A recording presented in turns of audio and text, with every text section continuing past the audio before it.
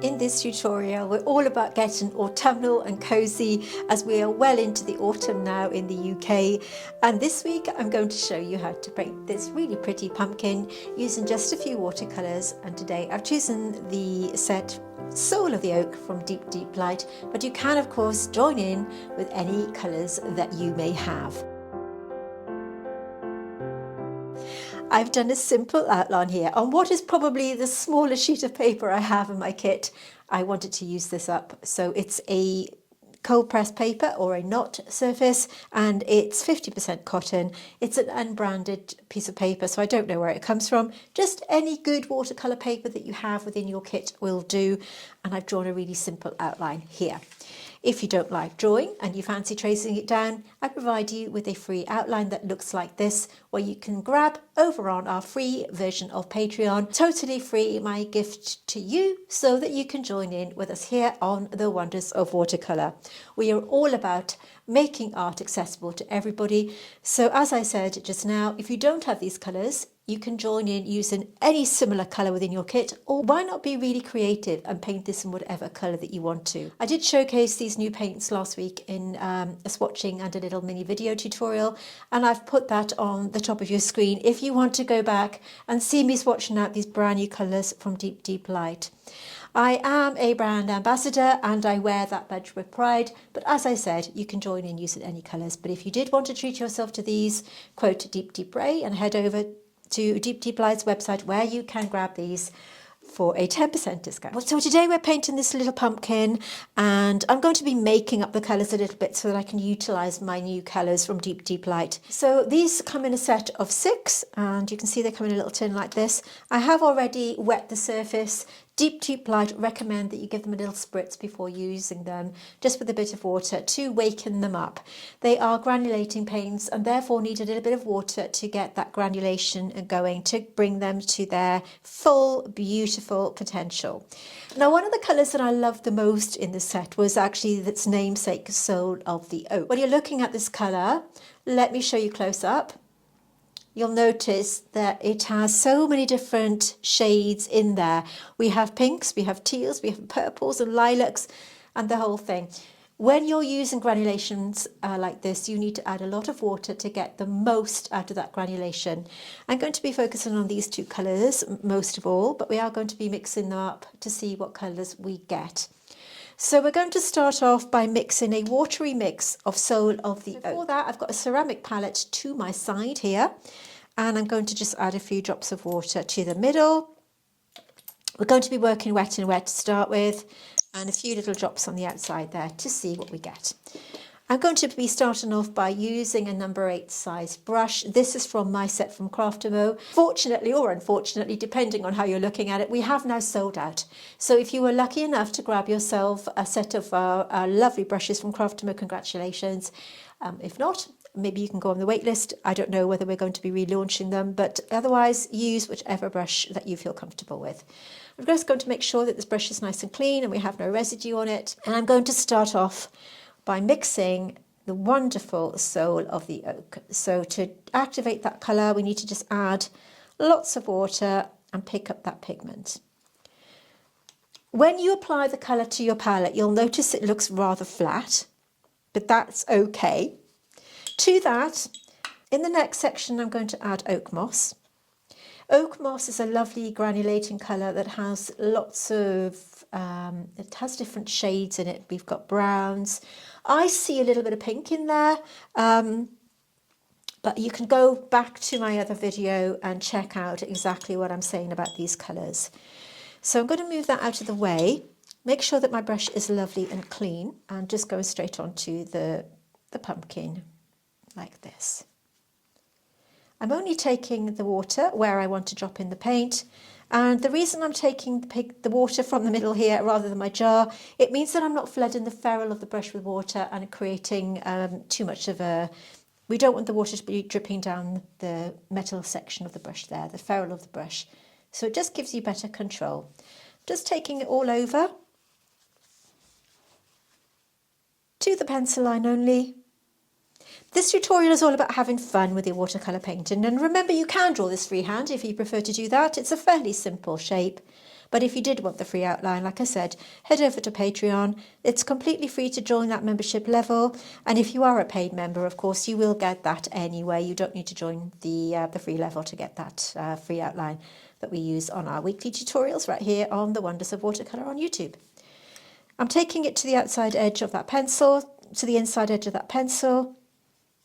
So the paint will only go where I've put that water. I'm not going on the stem because we're going to do that separately. I'm just going to give that a minute to sink in. When you're working wet on wet, you'll need to kind of get used to the point where you drop that water in.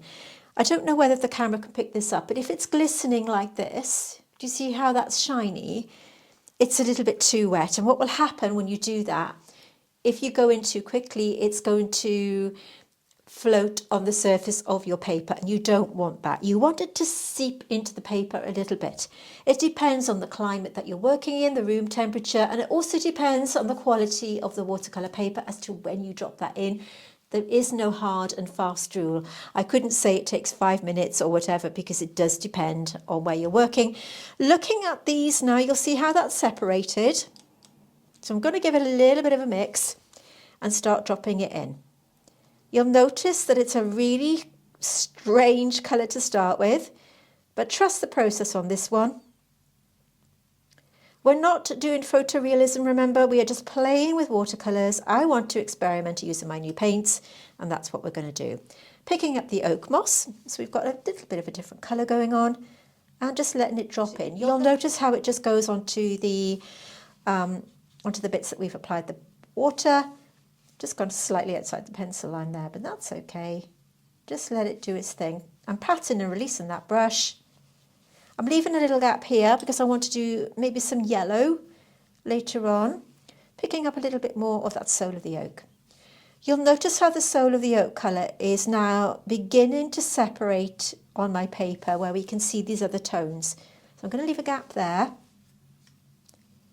and take this opportunity to just push that pigment into the areas where it hasn't been applied. So just take the brush, very gently nudge that paint into the edges like this. Notice that granulation and how beautiful it is. This is a great way of playing around with your paints, just to experiment and have fun.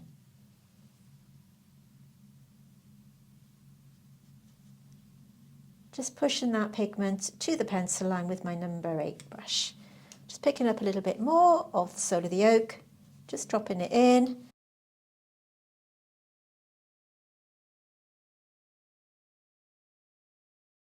Just picking up a little bit more pigment. Taking it to the pencil line.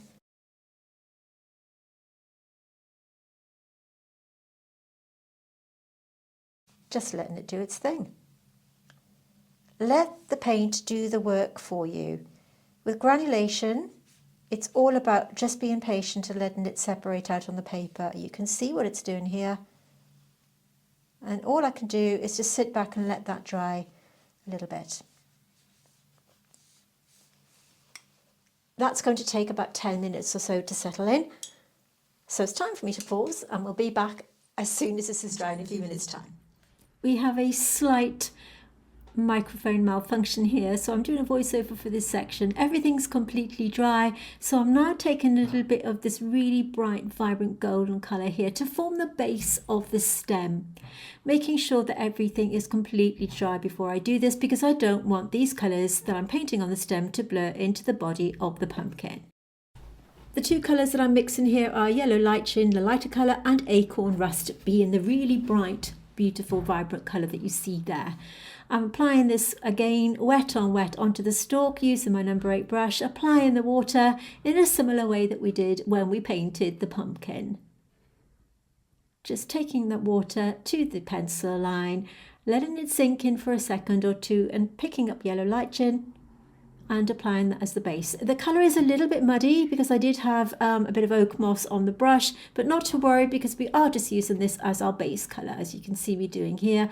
Pushing it into the pencil line and then picking up that gorgeous acorn rust, which is a beautiful golden colour.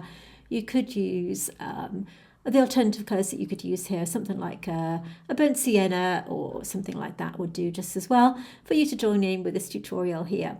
So just using that, just dropping it in and just continuing to drop in that colour until we've got the shade that we want, just adding a tiny bit more pigment just to give it a little bit of variation and different contrast, as you can see me doing here in a minute when I just drop in a little bit more pigment. And we're just going to let that settle into the paper and dry, and then we can go over it when we add a bit more detail in a few moments time when that paint is completely dry.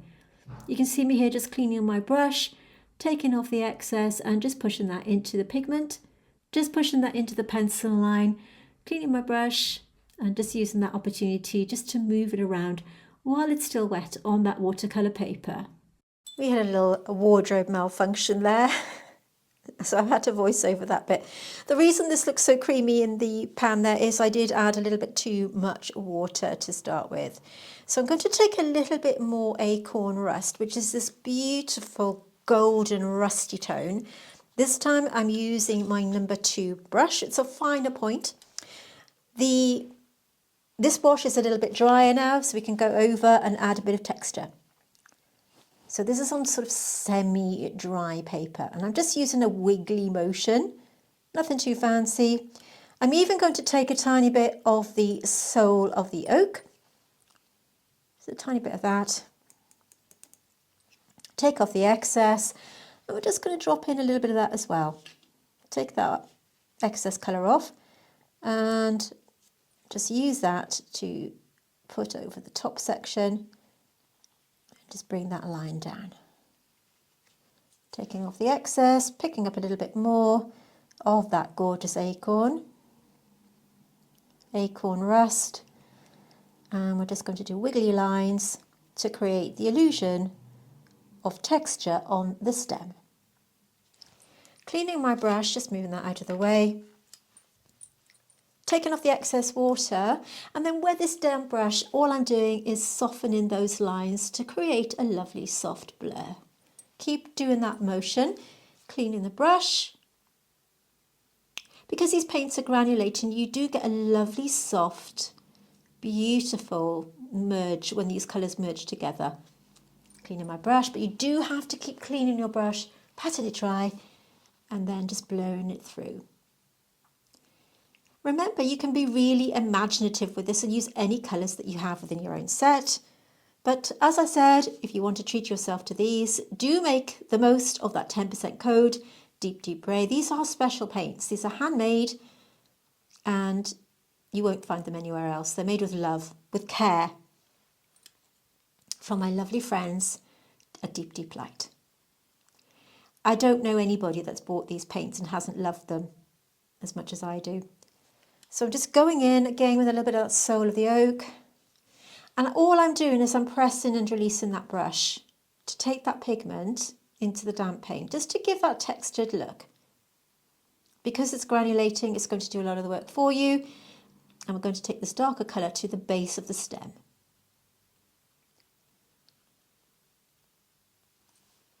We're not about realism today, we're all about having fun and taking the pressure off ourselves. Tiny bit more, sole of the oak. Taking off the excess. And we're going back in, dropping it in.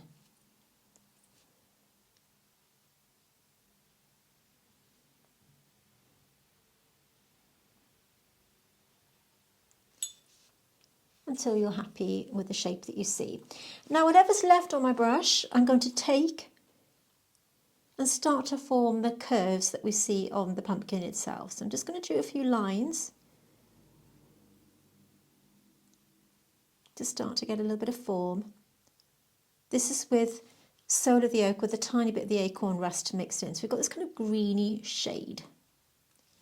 And we're going to start to sort of bring a few lines down in readiness.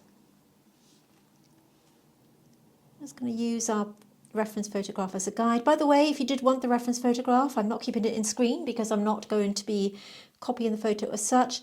But if you did want to grab that yourself, again, I'll put it over on Patreon and you can have it with the free outline that you see here. Right, I'm going to go back to my number 8 brush. making sure that it's nice and clean. And we're going to do another layer of paint, just on the bottom.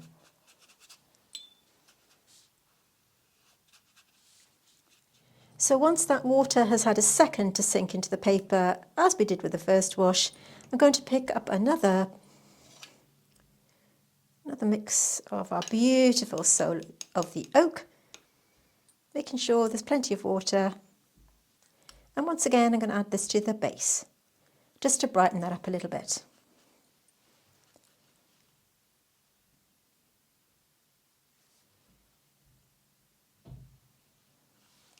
I want to keep this side a little bit lighter, and we're going to start to pull in one or two shapes like this.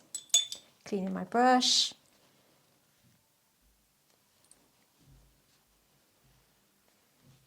And you can see how that's doing the work for me. Using the water to move that paint around. This is actually on a watercolour block, so this is gummed on all sides, which is why it's not moving around too much, okay?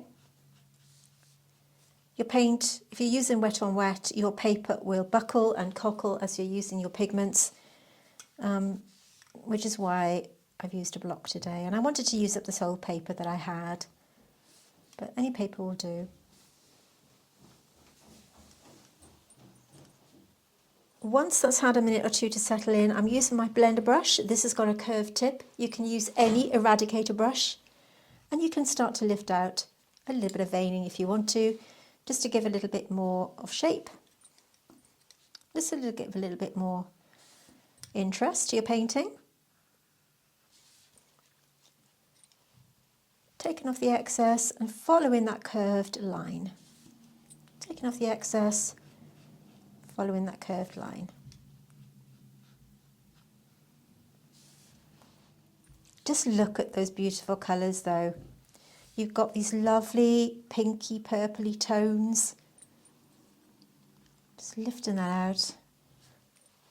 When you're doing lift outs like this, it's a good idea just to let your paint settle into the paper a little bit because you get a better lift out. But just wanted to show you.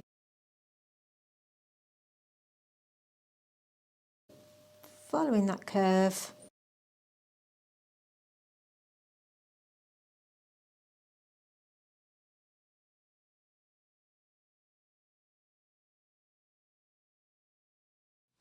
Just going to let that dry and we can start to build up these layers. Also need to do a little bit of a shadow underneath here, but I don't want to do anything until this is a little bit, this is bone dry. So we need to be a bit patient. I'm going to give this about 10 minutes to about half an hour. And it's a great time to pause and make yourself a nice spiced pumpkin latte, and I'll be right back. While you're waiting for your paint to dry, you can do a bit more lifting out if you want to. On the stem, for example, I'm just using the blender brush. Now, this does have a lovely curved tip so you can get right into the corner. You can use an ordinary watercolour brush, but by doing that, you're not going to get the blending ability. This has got a firmer tip so that you can get into the corners. You could use an eradicator brush if you want to blend, just to soften any lines. But this is a great one for lifting out any errors. If you've gone outside the pencil line, for example, you could do that. But I'm using it in this instance just to lift out a few curves on the body of the pumpkin. So you can see how I'm just pressing and going around those lines just to lift out. You can also lift out some more shapes like this if you want to. It's also a good way of creating some negative space. If you want to create a few patterns, you can do some squiggly lines. And we've got a lighter area over here, so we can use this to blend in that paint like this. Because this paint is granulating, it lends itself well to this kind of lifting out because you're getting that underlying colour underneath showing through. And when we put our other layers on, it's going to really make this really jump to life. So just by pressing and lifting, when that paint is semi-dry, because it's a granulating paint, you can see that beautiful pink and those teal tones underneath just by pressing and lifting like this. So just pressing, you can see these shapes. We're going to be painting around those a little bit later once that's dry. So I just wanted to share that with you while I'm waiting patiently for this paint to dry off so that we can add our other layers. But look how beautifully and easily those lines lift off. If you go outside the pencil line, not to worry, but you can curve that around to create the illusion of the curved shapes of your pumpkin like this. Just beautiful. You'll go close up once it's dry, but you can lift up these little shapes that you see within the plant, and we can paint around them later. So we're going to be patient and let that dry. Look how three-dimensional that looks already by just using a couple of colours. We've used Soul of the Oak, we've used acorn rust and a tiny bit of oak moss, along with a little bit of yellow lichen underneath that one there. But just by using these four colours, you're getting this three-dimensional looking pumpkin. And we've still got quite a bit to do. We can still go over this with some colours, but we have to be patient, let it dry, and I'll be right back. So everything's pretty much dry on this one now. So let's take a close-up to see how beautiful these colours are. Do you see what I mean by this gorgeous separation with the granulation? Really, really beautiful. But like I said at the beginning, you know, please don't be put off if you haven't got these paints, because I want everybody to join in. And you can use any granulating colours that you have. Maybe you've got a different brown that you prefer or whatever. So use whatever you've got. I'm going to just do a little bit of a shadow underneath this. So I'm going to mix a tiny bit of a colour called Haze Blue. This is a lovely, gentle blue shade. We'll have that in the bottom as a base colour. A bit of haze blue, and to that I'm going to put a smidgen of purple reed. You could use Payne's Grey or something like that. I'm going to put a little bit of that in. Tiny bit of that purple colour. So we've got a nice muted grey tone. And I'm going to wet the paper again, roughly where we're going to have a little bit of a shadow cast, where that pumpkin is hitting the surface. So we're just painting on that water to the area. Same again, wet on wet. This is completely dry, so we're fine to put the paint on, the water on here. We've got a little curved line there. Just give that a second or two to sink into the paper. And then just picking up that lovely muted colour and just dropping it in. So it's going to go where we've got the water.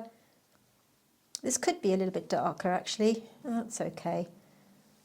Just add that layer, just like that.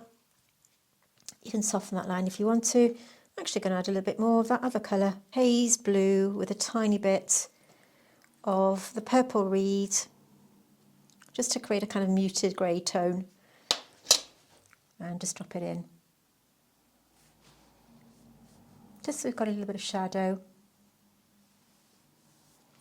And you can just use your brush to soften that line. Might add a bit more once it's dry, just to give it a little bit of a surface to go on. I'm going to take my number 2 brush. It's entirely up to you how much detail you want to put on with this. It's entirely up to you as to how much detail you want. I'm picking up a tiny bit of a Soul of the Oak. And where I've done some of these lift outs, I'm just going to add a bit more positive space now by going around the outside edge of some of these little lift outs like this. Just using a kind of wiggly motion with my brush, going around some of the lift out areas that I've done. And I'm just kind of doing a sort of circly wiggly motion like this, just to enhance one or two of the areas. Like I said, we're not going to be too fussy. We're just adding a little bit of detail, just making it as fun as we can. This is a lovely, light, easy going, really fun tutorial to do. No pressure. Just adding a little bit of texture, a little bit of pattern. Like I said, we're not going to the reference photograph as such. We're just using that as a guide, and you can see how this colour is just adding a little bit of contrast here and there. Taking that line, taking that colour and just going around the edges here to darken up the base. Just adding a little bit of texture like this. It's entirely up to you how much you give it. You can, add a bit more detail if you want to. Taking these up, cleaning my brush and just blurring that in. I'm going to add a bit more of this darker colour here. We've got a bit of a contrast on the base. I'm actually using the Soul of the Oak on the base here now, just to darken it up, just to give it a bit of grounding, like this. I really like the pattern on this. On the photograph, it's got a little bit of a yellow tone under there. And if you have got this set, there's nothing to stop you from putting a little bit of maybe the yellow light underneath. Here, I don't want to do that because I really like the colour palette that it's got. I'm taking a watery version of Soul of the Oak and going wet and dry, or wet on dry, and I'm going over some of that pattern so you can get to see, you get the beauty of the underlying colour as well as the bolder colour on the top. And it's because I haven't put it wet on wet and because I haven't added a lot of water, you're going to get that sort of base tone colour from that beautiful Soul of the Oak. So you're going to get that more greeny tone, and the underlying colour, the pinks and the teals and all that kind of stuff are all underneath. So by putting this on top wet on dry, you're getting the true colour that you see without that granulation, if that makes sense. I'm adding a tiny bit here of oak moss on this side, just to kind of come down one or two of the lines, softening that out with my larger brush, just to give it a tiny bit of contrast. I'm actually going to take a little bit more and add that to this side as a solid colour, just to take some of that pinkiness out. Like I said, we're not going to be too fussy today. It's all about chilled and relaxed painting. And I think with that little final glaze there, I'm going to call this one finished. It's a really fun exercise to do. If you want to just add a tiny bit more detail, I'm just picking up a tiny bit of Soul of the Oak. I'm just going to move this out of the way. With this darker colour, I'm just going to take this to the outside edge of this. Again, to add a little bit more texture, a little bit more drama. We have got this sort of darker value on the base here, so I just want to make that a little bit more prominent. You can see how many different effects you get from this one colour. I'm a massive fan of granulating paints, and if you have not tried them before, I urge you to do so because they are absolutely wonderful.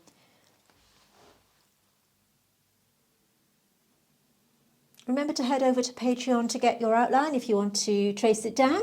Nothing wrong in tracing them down, and we have got paid membership levels. You can take a look at that if you'd like to level up your watercolour. We do have paid membership over there. We'd love to see you as a paid member, and it's a way that you can support my channel as well. So do check us out. Picking up a little bit more of that darker colour there. I will put the link to Patreon in the description. So we'd love to see you there. And if you are enjoying this video, I would be very grateful if you would hit the like button below. It's a way of letting YouTube know that you're enjoying what you see, and it supports me, and I'd really appreciate it. So just hit the like button below, and you may want to consider subscribing to my channel if you haven't already. That way you won't miss out on free content that we give you here every week on the wonders of watercolour. All our tutorials are free. They're all full in their entirety. You do not have to go over to Patreon to buy them. They are my gift to you so that you can join in with me here on the wonders of watercolour and learn to paint as you paint. The Patreon tutorials are written exclusively for my patrons that are paid members, and they are much longer in length. Like I said, we'd love to see you there. So I'm just using my brush just to give a little bit of a texture here to the surface, and I'm going to call this finished. I'm really happy with the way this turned out, using these stunning colours from my friends over at Deep Light. I have showcased these colours last week. If you want to check out that video, just take a look at the last week's video and you'll see them there. And of course I pinned it at the top of this very start of this video.